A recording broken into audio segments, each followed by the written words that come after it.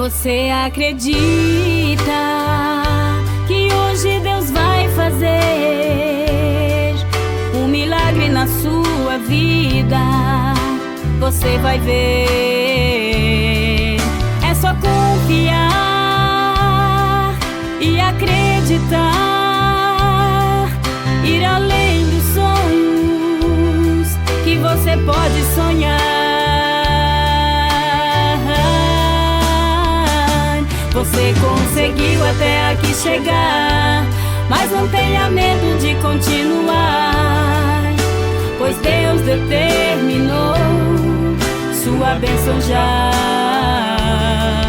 Pois Jesus disse: na terra tereis aflições, mas eu venci o mundo. Você vencerá.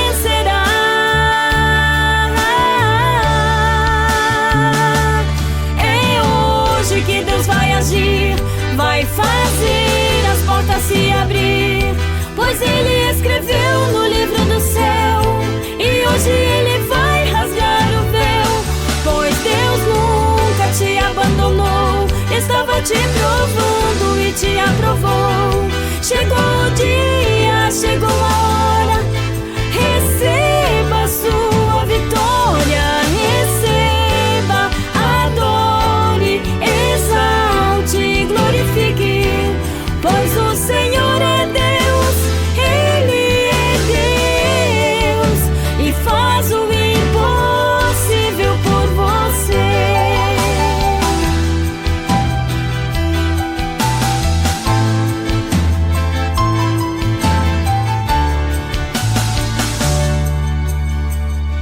Você conseguiu até aqui chegar, mas não tenha medo de continuar, pois Deus determinou sua bênção já.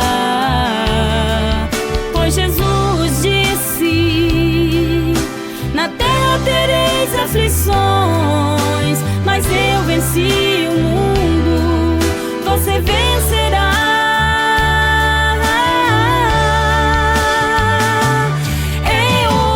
Que Deus vai agir, vai fazer as portas se abrir, pois Ele